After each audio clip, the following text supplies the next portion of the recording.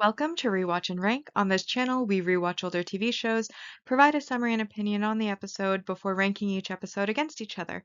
Today's episode is Hannibal Season 1, Episode 10, Buffet Freud. The episode in a nutshell is just a brief summary of the highlights of this episode and what happens within it. No longer able to ignore it, Will gets tested by a medical professional recommended to him by Hannibal, confirming his diagnosis of encephalitis.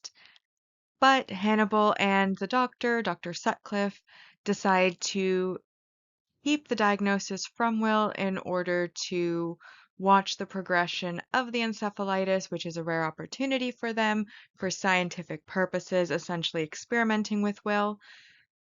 And then Georgia, who is the killer of the episode, is suffering from a mental illness which prevents her from recognizing people's faces and also makes her believe that she is already dead, and ends up murdering her friend, who she thinks is an imposter of her friend, before later being framed by Hannibal for the murder of Dr. Sutcliffe. So after rewatching the episode, I then rank the episode against the other episodes within the season and series on two separate lists. The first one is a mostly objective ranking, which is void of emotion, though of course bias and judgment do apply. And then the personal ranking, which is pure bias, pure emotion, solely based on my personal opinion. So as always, we start with our mostly objective rank values, and I've highlighted those I felt applied to this particular episode. The first point is, of course, we have our single episode supporting character introduction with Dr. Sutcliffe. That's worth 1 point. We then also have the introduction of a multi-episode supporting character in Georgia Matchin, who is, as mentioned previously, the killer for this episode, who is suffering from a mental illness, and that is worth 2 points. An additional 2 points is earned for the character development of Georgia Matchin, so the multi-episode supporting character development, which we hear from her mother some of her backstory of how she suffered growing up due to having an unknown mental illness that was unable to be diagnosed. And we also get the diagnosis of what she has, which is Cotard syndrome. And then we have a positive 4 points for our multi-season main character development, which of course is Will. We start by seeing additionally new symptoms from Will. He draws a messed up clock on, like to him, it looks like a regular clock that Hannibal has asked him to draw. However, when Hannibal is past it, we then see that there is spatial neglect, which basically makes all the numbers look like they're all to the one side of the clock instead of where they are meant to be. We also get more lost time, where he goes from gutting a fish after fishing in his kitchen to the murder scene of Beth with absolutely no idea how he got there, even for a moment thinking that he had killed her when he leaves the room. He's terrified that it was him, and then when he sees everybody else, figures out what happened.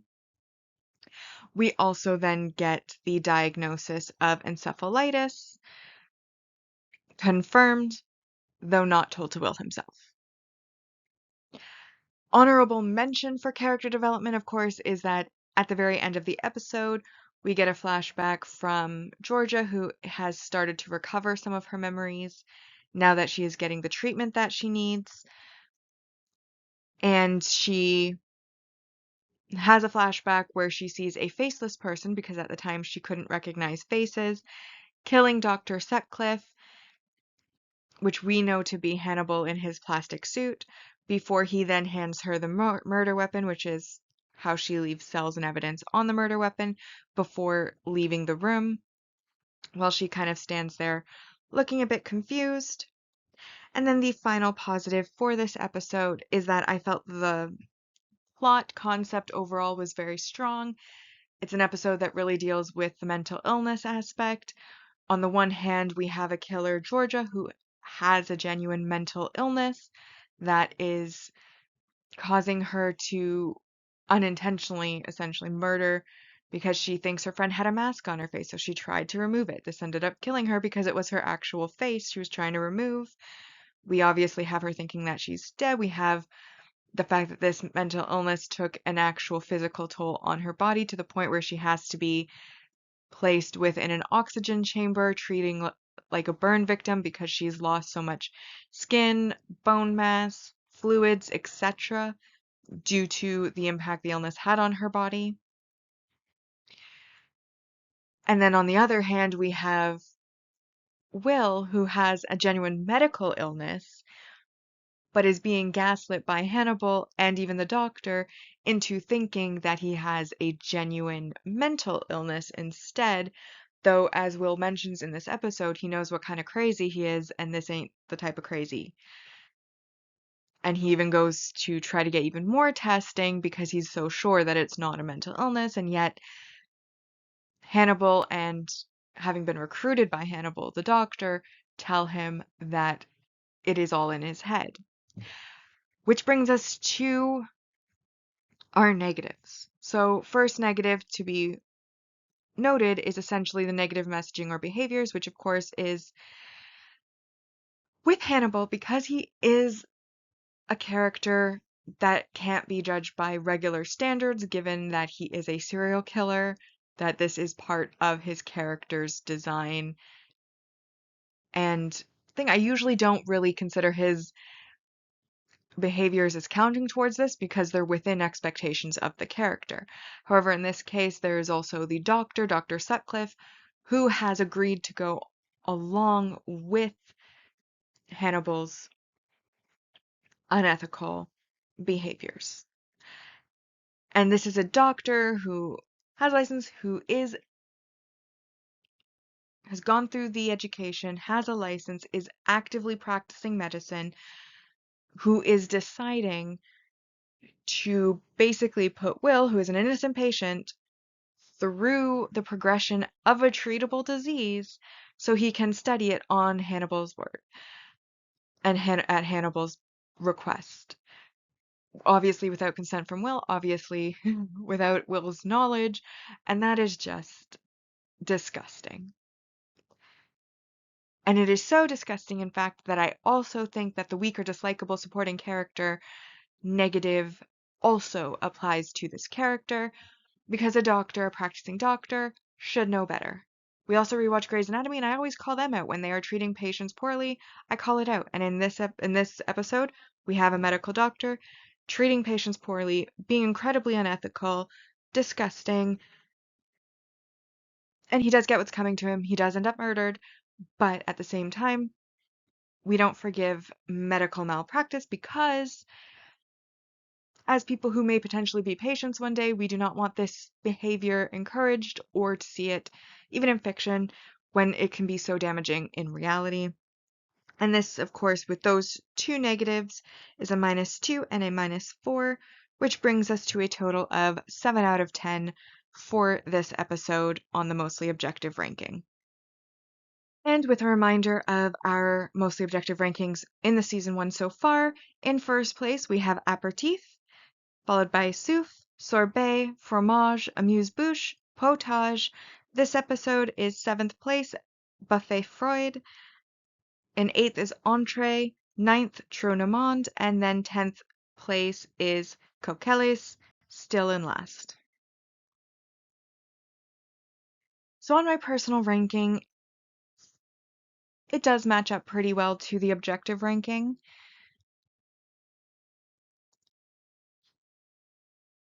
I ranked it an 8 out of 10.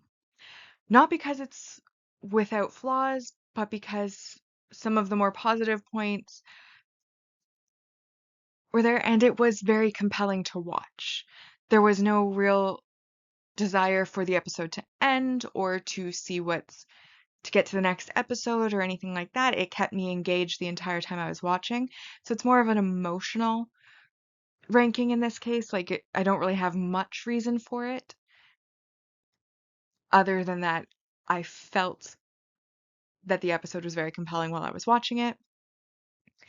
Obviously, it opens on something that looks kind of like an old school like horror movie where you have the single woman returning home. She lays in bed. She looks up at the ceiling. There's a leak. She gets out of bed. She takes her flashlight. She goes up to look in the attic and finds a gigantic hole in her roof. It's snowing, so she patches it with a tarp and a staple gun, puts a bowl to catch the leaking before returning downstairs. However, when she returns downstairs, she suddenly sees that there seems to be footprints in the water that leaked onto the floor. She follows these to next to her bed, where then something comes out from under her bed and drags her away. And then we see blood splatter coming up from under the bed. Obviously, we don't see who it is or even what it is.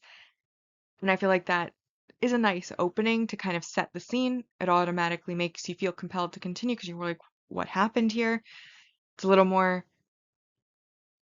like usually you find the bodies with the imagery. In this case, you actually see the murder for the first part, probably because they were trying to make Gretchen a character rather than just, the imagery. We then, of course, have then Will's condition coming more to light, and basically after Will has his freak out at the crime scene, Jack officially becomes worried that he's broken Will, and Will even points out to him, like, does that actually matter to you? Because there's no one who does what I do unbroken better than what I do broken, essentially. And then we even have Hannibal and Jack back to their kind of gossiping behind Will's back, where Hannibal, because Will isn't an official patient, essentially tells Jack all Will's business. And then Jack and Will have a conversation about Jack changing his expectations for Will because he starts to kind of compare Miriam and Will again. And he lost Miriam and he doesn't want to lose Will, so he has to adjust his expectations accordingly to be there so that Will can continue to do for him what he wants him to. We then, of course, have Hannibal seeing the progression of the disease, agreeing with Will finally to go and get the tests that he wants done, but to a doctor he, of course, has recommended, who was an intern with him at Hopkins back in the day, and they were friends there. They go to the neurologist. Hannibal arrives with him, even helps him kind of give his progression of events. And this, of course, is because they're friends outside of being patient and doctor, because I don't think a psychologist typically would go to they give the referral, but they usually don't go with the patients. And then, obviously, the medical doctor and Hannibal decide that the scientific study of the progression of the disease is worth more than Will and Will's health and safety. And we see that while Will is in the MRI, he hallucinates being under the bed and being Gretchen again. And then later on, we see Hannibal inviting the doctor to dinner where they once again discuss Will. The doctor seems to be having second thoughts because he is thinking about Will a little bit, and he's asking Hannibal essentially, like, what are your plans for Will? Like, we're following this disease, but when it progresses, because it ultimately will progress, are you going to let Will die? Essentially, like, they talk about his mind being on fire, and the doctor asks, will he let Will burn? And Hannibal says that Will is his friend, so of course, once it is necessary, he will put out the fire. But the doctor does look like he has some reservations about this, which I imagine is why Hannibal then later decides to kill him and frame Gretchen for it, so that, that doctor won't interfere with his treatment of Will and letting Will's disease progress. We then have, Will returning to the scene of the crime. The summary is out of order, by the way, just to be clear. But anyways, Will returns to the crime scene. He sees Gretchen under the bed. She runs away. He goes to grab her. Her skin comes off. He chases her into the woods. He tells her she's alive. He calls Beverly, who he confides in. about not being sure what he saw was real or that it really happened, and kind of discusses his mental state where he's relatively sane, I believe is where he eventually falls in his self-diagnosis. Then they have an interview with Gretchen's mom where she talks about some of the symptoms that Gretchen showed in her childhood, and that she was actually kind of hoping that when they called her, they were calling to let her know they'd found a body because she wants her child to not suffer anymore, and so on and so forth.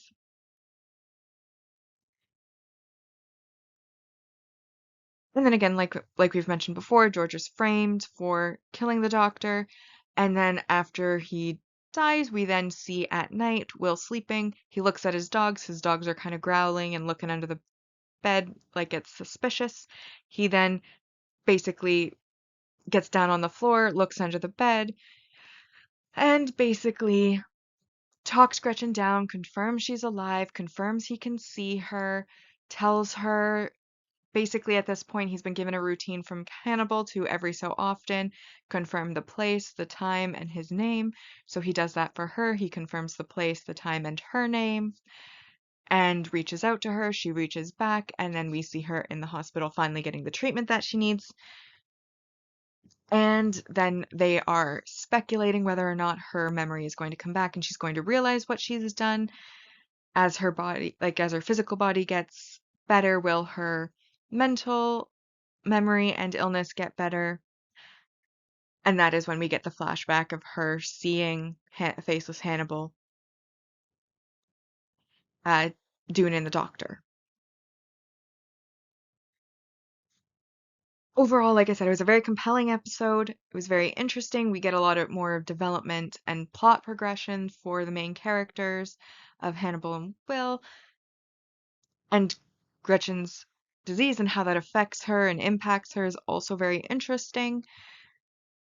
Like I said, strong episode, very interesting to watch, though there were a lot of negatives too,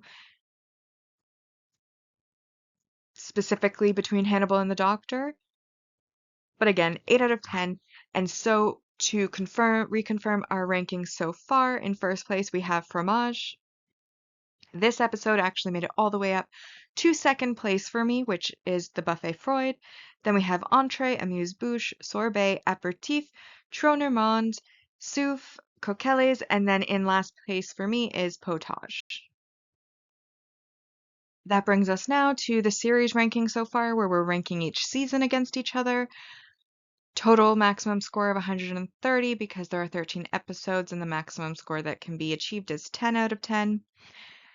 With this episode, the mostly objective score was 7, so that brings us up to 80 out of 130 so far. And then on the personal side, we ranked it at an 8, which brought us up to 63 out of 130 on the personal ranking side. So with that, we have now rewatched and ranked Hannibal Season 1, Episode 10, Buffet Freud. Like and subscribe if you'd like to, and I'll see you in the next episode.